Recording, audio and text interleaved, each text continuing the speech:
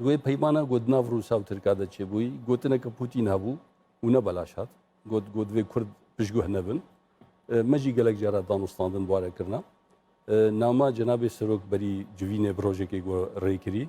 مە بخۆشی وەکە ئەنجومەنێ هەم نامەکی سەرۆکی رووسیاە هەمژی وزارەتە دەربەرە چەند تشتن هەبوون جواناژی مەسەلا مافێ کووردا بوو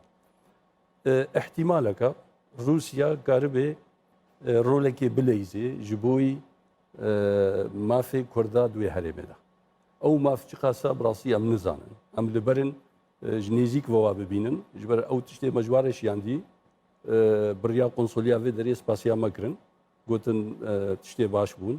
em ê li ser rawestin weke min gotî mafê Kurda tê dawa û bi texmîna min wê êdî wê na aktorekî bi tenê bê di pirsa Kurdî de êdî yanî ev dema çûyî ihtikara siyasî got hêzekî dikir wem gihat nevêna ez bawer dikim ji xwe ew têk diçe